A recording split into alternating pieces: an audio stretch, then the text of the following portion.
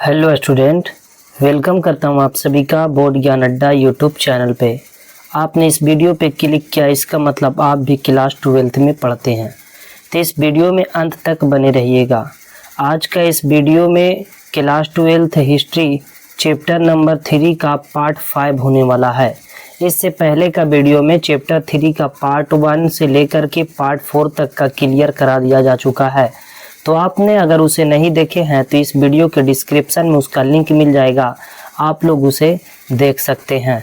ठीक है, तो आज का ये वीडियो वेरी महत्वपूर्ण होने वाला है उन सभी विद्यार्थी के लिए जिन्हें 2027 में इंटर का बोर्ड एग्जाम देना है ना। आज के ये वीडियो को पूरी अंत तक देखिएगा, क्योंकि इस वीडियो के देखने के बाद आपको सारे टॉपिक वीडियो में ही याद हो जाएंगे। आपको किसी भी अलग से किताब या किसी भी वीडियो को देखने की ज़रूरत नहीं पड़ेगी, इसलिए वीडियो में अंत तक बने रहिएगा। अगर वीडियो हेल्पफुल लगता है, अगर अच्छा लगता है तो एक छोटा सा कमेंट ज़रूर करिएगा और वीडियो को लाइक कर दीजिएगा। और चैनल पे अगर नए हैं तो इसे सब्सक्राइब ज़रूर कर लीजिए। ठीक है, तो चलिए बिना समय को बर्बाद किए ही शुरू करते हैं आज का इस सेशन को।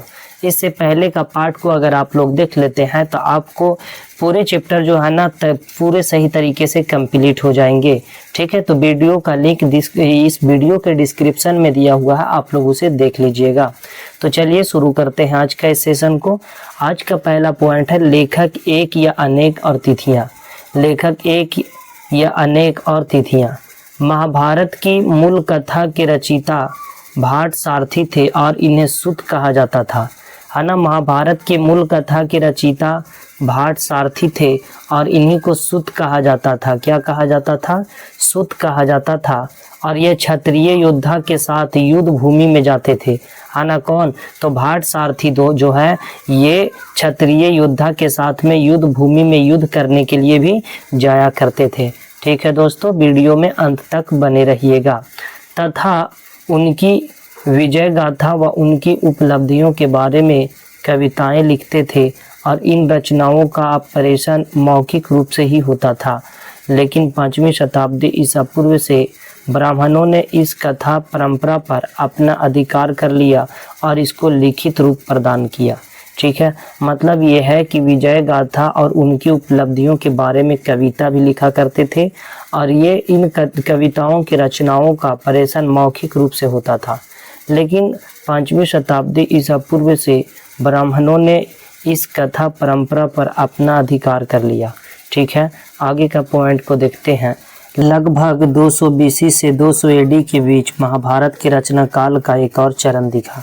मतलब ये कि लगभग 200 BC यानी ईसा पूर्व से कितने 200 ईसा पूर्व से 200 ईस्वी तक, है ना, 200 ईस्वी तक के बीच जो है ना महाभारत रचना काल की चरण देखने को मिला। इस समय भगवान विष्णु की पूजा बहुत ज़्यादा होने लगी थी। किसे? तो भगवान विष्णु की। और श्री कृष्ण को विष्णु का रूप बताया जा रहा था। मतलब 200 BC से 200 AD के बीच में, 200 ईसा पूर्व से 200 ईस्वी के बीच में भगवान विष्णु की पूजा बहुत अधिक होने लगी थी और श्री कृष्ण को विष्णु का रूप बताया जा रहा था। ठीक है, और बाद में लगभग 200 से 400 ईस्वी के बीच मनुस्मृति से मिलते जुलते उद्देश्यात्मक प्रकार महाभारत जोड़े गए। प्रारंभ में यह ग्रंथ है, ये प्रारंभ में जो है ना यह ग्रंथ कह सकते कि 10,000 श्लोक से कम का था, 10,000 श्लोकों से कम का था। लेकिन धीरे धीरे इसमें श्लोकों की संख्या बढ़ती गई और 1,00,000 श्लोक हो गए। कितने शुरू प्रारंभ में कितने थे? तो याद रखेंगे कि प्रारंभ में जो है ना ये कितने थे? 10,000 से भी कम, है ना। बाद में कितना हो गया? तो 1,00,000 पहुँच गया। कितना? 1,00,000 तक पहुँच गया था। ठीक है, और साहित्यिक परंपरा में महाभारत के रचयिता ऋषि व्यास को माना जाता है। ठीक है, ऋषि वेद व्यास, है ना। ये परंपरागत तरीके से महाभारत के रचयिता कौन है? तो वेद व्यास, है ना। महाभारत के रचयिता कौन है? याद रखेंगे, महाभारत के रचयिता वेद व्यास को माना जाता है। ठीक है दोस्तों, और अगला पॉइंट है सुदृश्यता की खोज। महाभारत में भी अन्य ग्रंथ की तरह युद्ध, वन, महल और बस्ती आदि का जीवन चरित्र यानी कि क्या चित्रण देखने को मिलता है किसमें, महाभारत में। अन्य ग्रंथ की तरह महाभारत से भी विभिन्न तरह के युद्ध, वन, महल, बस्ती आदि के बारे में जानकारी देखने को मिलता है। ठीक है। और 1951 से 52 में पुरातत्ववेत्ता बीबी लाल ने मेरठ वर्तमान उत्तर प्रदेश के हस्तिनापुर गांव में उत्खनन काम किया था। तो याद रखेंगे 1951 से 52 के बीच में पुरातात्विक थे बीबी लाल और इन्होंने वर्तमान उत्तर प्रदेश यानी उत्तर प्रदेश के हस्तिनापुर गांव है उत्तर प्रदेश में, और उसी हस्तिनापुर गांव में उत्खनन का कार्य किए थे। ऐसा हो सकता है कि यह स्थान कुरुओं की राजधानी हस्तिनापुर हो सकती है। कि किसकी राजधानी, तो कुरुओं की राजधानी कौन, हस्तिनापुर हो सकती है, जिसका वर्णन महाभारत में देखने को मिलता है ना। तो हस्तिनापुर का वर्णन महाभारत में देखने को मिलता है, याद रखिएगा। ठीक है। आगे है बीबी लाल को क्षेत्र में आबादी के 5 स्तर के सबूत मिल गए थे। मतलब यह है कि हस्तिनापुर में जब बीबी लाल ने जो है ना, पुरातात्विक बीबी लाल ने जब जो है ना क्या उत्खनन कार्य किए थे हस्तिनापुर में, तब वहाँ पास में आबादी के 5 स्तर के सबूत मिले। बीबी लाल ने दूसरे स्तर पर मिलने वाले घरों के बारे में भी लिखा। मतलब बीबी लाल को जो है ना 5 स्तर के घरों के सबूत मिले हैं। साथ ही साथ में बीबी लाल ने दूसरे स्तर पर मिलने वाले घरों के बारे में भी लिखा है। ठीक है। तो वीडियो में अंत तक बने रहिएगा, अंत तक देखिएगा, ताकि आपके टॉपिक पूरी तरीके से याद हो जाए, क्लियर हो जाए और आप एग्ज़ाम में अच्छे तरीके से लिख सके। ठीक है। देखते हैं अगला पॉइंट, चलते हैं अगले पॉइंट की ओर। वीडियो में अंत तक बने रहिएगा। जिस क्षेत्र का उत्खनन किया गया है वहाँ घरों के बनाने की कोई निश्चित परियोजना नहीं मिली, लेकिन यहाँ पर मिट्टी की बनी दीवार और कच्ची मिट्टी की बनी, यानी कि देखिए यहाँ पास मिट्टी की बनी दीवारें और कच्ची मिट्टी की बनी हुई जो है ना देखने को मिलता है। ठीक है। और सरकंडे की छाप वाली मिट्टी के प्लास्टर की खोज की गई थी, और इससे यह पता लगता है कि कुछ घरों के दीवार सरकंडे यानी कि नरकट जैसा पौधा जो नदी तालाब में पाया जाता है, इससे जो है ना यानी कि क्या जो नरकट पौधा जो होता है जो किस क्षेत्र में, तो नरकट जैसा पौधा जो नदी तालाब में पाया जाता है और जिससे टोकरियाँ, पेटियाँ और नाव बनाए जाते हैं, इससे बनी हुई थी। मतलब कुछ घरे के अवशेष जो मिले जो कच्ची जो है ना ईंट से है ना मिट्टी से बनी हुई थी, और कुछ जो है ना कुछ पौधों से बनी हुई थी। नरकट का पौधा जो कहाँ पास में, तो नदी तालाब में पाया जाता है ना। और इसी नरकट से पेटियाँ, टोकरियाँ, नाव बनाए जाते हैं, और इसी नरकट के पौधे से कुछ घर बने हुए थे और उसके ऊपर मिट्टी का प्लास्टर चढ़ा दिया गया था। घर कच्ची और कुछ पक्की ईंट के बने थे, है ना। कुछ पक्की यानी कि क्या, कुछ पक्की है ना ईंटों से बने हुए थे। मतलब यह है कि घर कच्ची और कुछ पक्की ईंटों से बने हुए थे। अगला पॉइंट है, घरों के गंदे पानी के निकास के लिए ईंटों के नाले बनाए गए थे। कुएं के साक्ष्य भी यहाँ पास में देखने को मिले हैं। कुएं का प्रयोग होता था और मल की निकासी वाले गर्त का प्रयोग भी यहाँ पास में देखने को मिले हैं। मतलब ये हस्तिनापुर में जो घर जो मिले हैं, कुछ मिट्टी के, कुछ कच्चे, कुछ जो है ना पक्के और कुछ कच्चे मकान मिले हैं। कुछ नरकट के पौधे के बने हुए मिले। मतलब नरकट के पौधा से झोपड़ी बना, इसके ऊपर में मिट्टी को गीला करके लीप दिया जाता था, है ना। मिट्टी से प्लास्टर कर दिया जाता था। ऐसे घर के अवशेष मिले हैं। और यहाँ पास में नाले भी देखने को मिले, कुएं के साक्ष्य भी मिले हैं। कुएं का प्रयोग यहाँ पास में होता था और मल की निकासी के लिए गर्त जो है ना ज़मीन के अंदर से नाला बना हुआ था, उससे किया जाता था।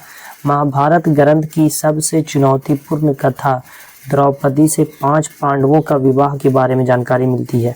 ठीक है। तो याद रखेंगे कि 5 पांडवों के विवाह की जानकारी महाभारत ग्रंथ में देखने को मिलता है, जो कि द्रौपदी से, है ना। 5 पांडवों की राजधानी, 5 पांडवों की विवाह जो है ना एक महिला द्रौपदी से होती है। ये जानकारी देखने को मिलती है। मतलब एक महिला है और एक महिला के 5 पांडव से विवाह होता है। ठीक है। ये जानकारी महाभारत में देखने को मिलती है।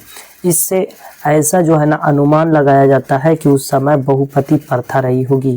शायद एक पत्नी की जो है ना, एक महिला के बहुत सारे, एक से अधिक, है ना, एक से जो है ना क्या थे, तो एक से अधिक पति देखने को मिलते थे तो बहुपति प्रथा होगी।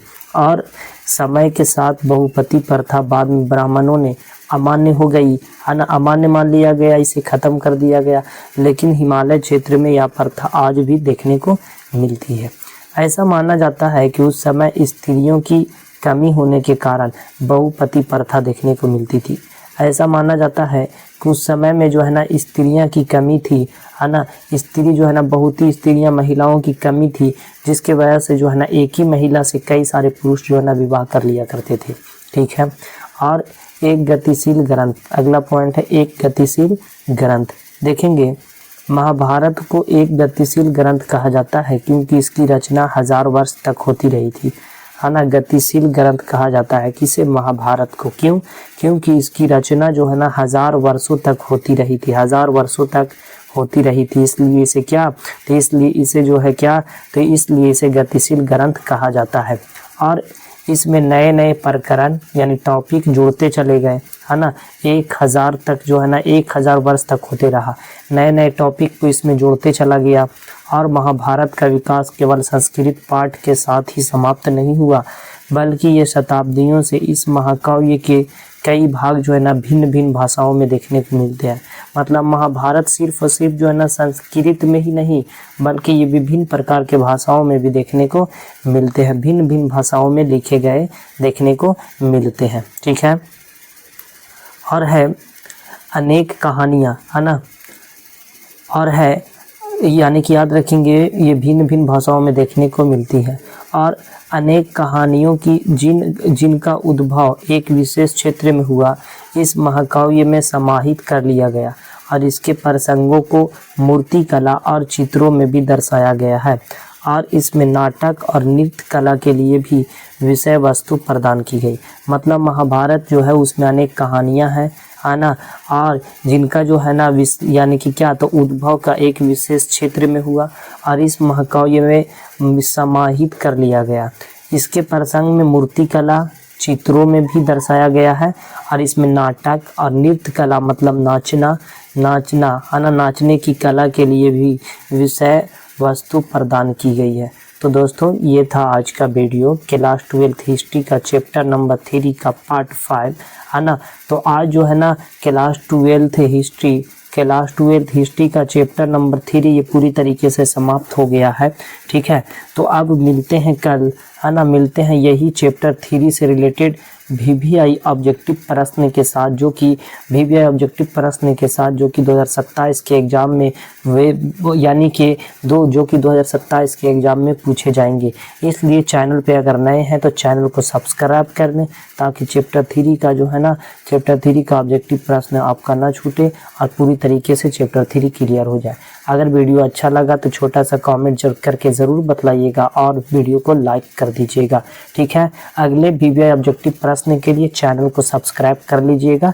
ठीक है। आज के इस वीडियो में क्लास 12 हिस्ट्री चैप्टर 3 जिसका नाम है बंधुत्व तथा जाति वर्ग, है ना, बंधुत्व तथा जाति वर्ग, ये चैप्टर समाप्त हो गया है। तो मिलते हैं अगले VVI ऑब्जेक्टिव प्रश्न के साथ। तब तक के लिए पढ़ते रहे, मस्त रहे, स्वस्थ रहे। जय हिंद।